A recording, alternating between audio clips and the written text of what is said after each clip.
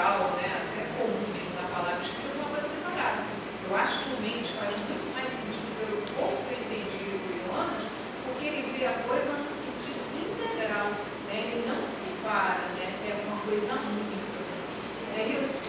É a minha leitura da coisa, assim, sabe? Porque, inclusive, eu até escrevi um apêndice, a minha dissertação, aí depois eu tive que retirar porque foi um troço muito grande, botei com nota de rodapé, dizendo que eu não concordava, e um dos motivos que eu não concordava é porque, enfim, isso já é uma coisa pré-estabelecida, só que eu não escrevi a minha dissertação a partir da tradução, eu fui pro original em inglês.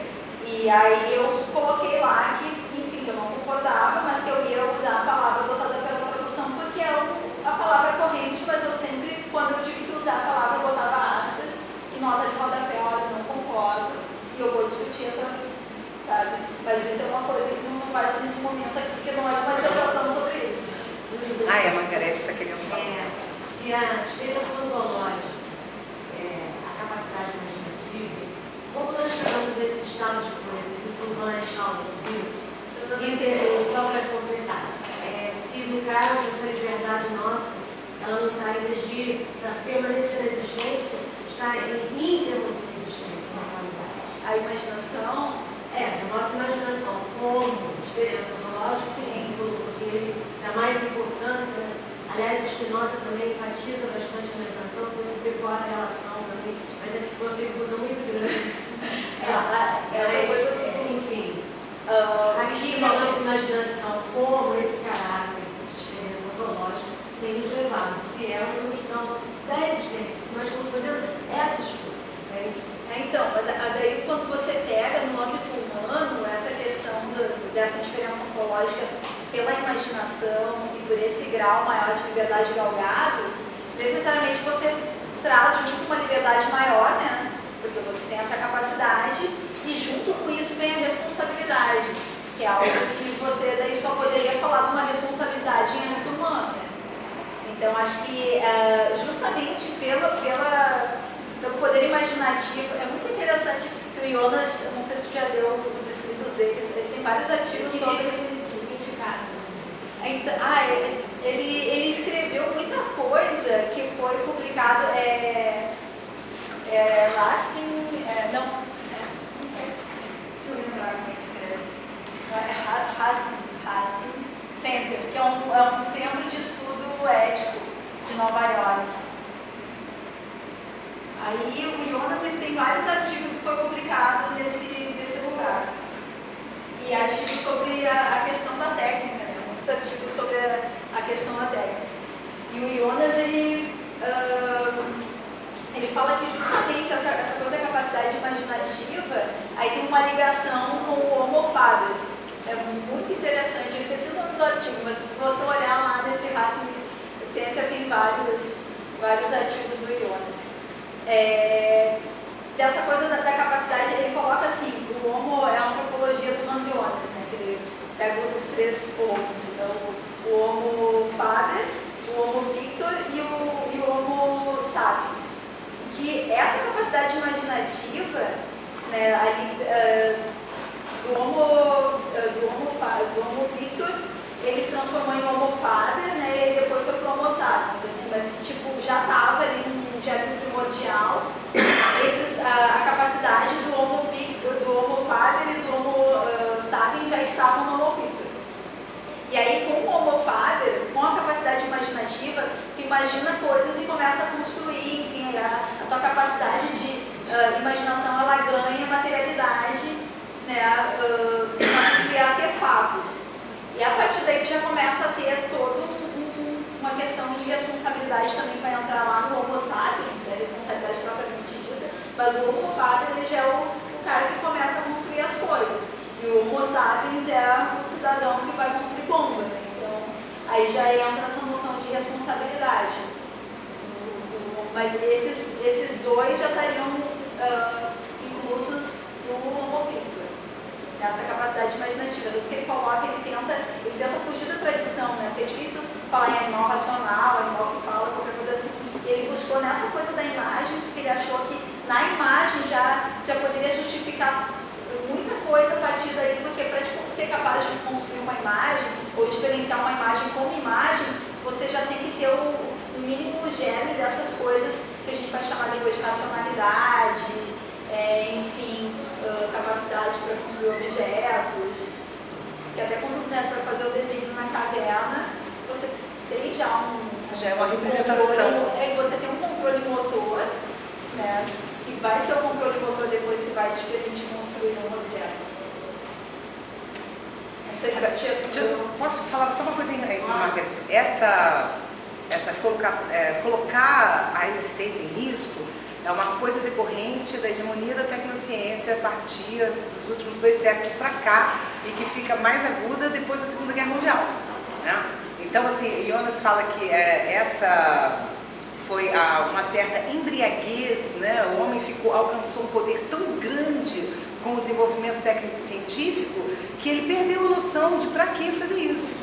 Aí nessa perda de noção da finalidade das suas coisas é que se chegou a essa situação que a gente se encontra de risco ambiental, de risco da nossa existência, entende? Então foi uma atitude, uma ação irresponsável. Então ele não é contra a tecnociência, ela não é boa nem ruim em si. Bom ou ruim é o uso que o ser humano faz da tecnociência. Ele não é tecnofóbico, mas ele diz, olha, cuidado aí com essa técnica, vamos ver para que a gente vai fazer, para que isso, para que isso? Como se a gente hoje, no nosso juízo, perguntasse, para que celular novo todo ano? Para que carro novo todo ano? Para que 3 viagens internacionais por ano? Sabe? Assim, para que esse comportamento que do ponto de vista da dinâmica da conservação da vida, é irracional, né? A sociedade baseada no consumo, e Jonas vai mostrar na ética de responsabilidade, é um comportamento humano completamente racional. Como é que a gente explica por que a gente está vivendo assim, nesses últimos 2 séculos? Que eles chamam mesmo de uma festa hedonista que está consumindo tudo que a natureza levou milhões de anos para construir. Então, assim, não é que o homem perdeu a teleologia autorreferente de se manter na existência, mas é como se ele tivesse ficado embriagado com o alto poder de alcance da tecnologia, do brinquedinho novo que o Homo sapiens... O Sara está complementando o que você está falando, com conhecimento da situação e as consequências. Isso que é mais grave. É uma questão completamente moral. Porque ele tem conhecimento e sabe as consequências dessas ações e continua cometendo o mesmo erro.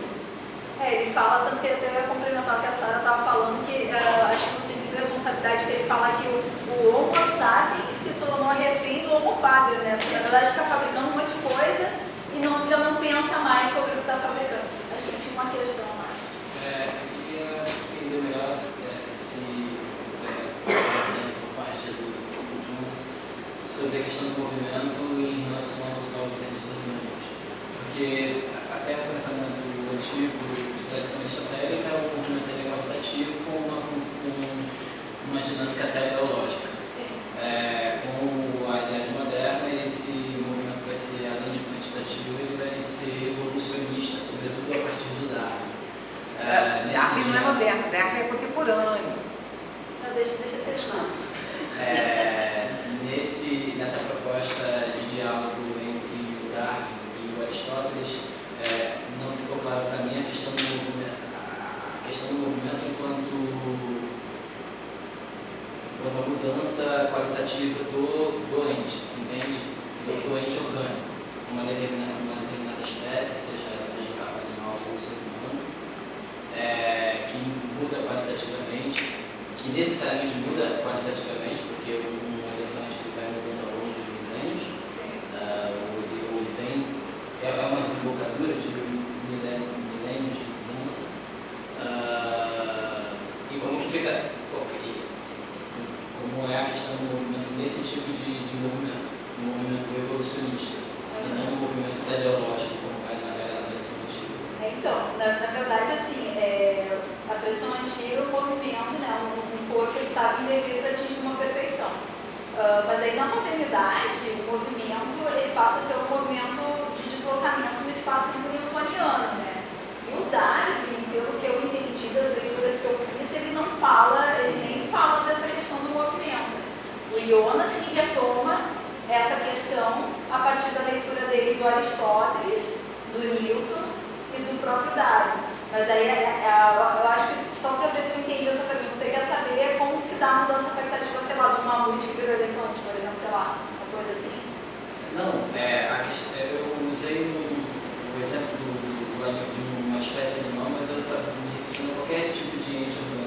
Mas assim, na verdade tem uma forma, você está falando uma forma individual, numa escala de tempo de uma vida ou numa escala de tempo maior, de formas? Eu acho que eu estou falando mais em princípios de identidade. De princípio de identidade? Eu tenderia a te dizer, o Jonas não deixa isso muito claro, né? Porque os escritos dele, ele faz uma ontologia, mas é meio fenomenologia, então tem muita coisa que ele não fala. Mas eu tenderia a te dizer que como ele fala da questão da subjetividade, da identidade do organismo, que seriam identidades individuais. E até por uma questão também, se você for, eu até tinha comentado do DNA, isso é uma interpretação minha. O Jonas ele nem fala disso, pode ser que outro estudioso de Jonas, ou até a Sara discorde de mim, mas a minha tendência é interpretar que ele está falando de indivíduos, porque ele fala de identidades, ele fala de subjetividades, e eu não acredito que ele esteja falando de formas num sentido universal, assim, porque ele fala de identidade, ele usa a palavra self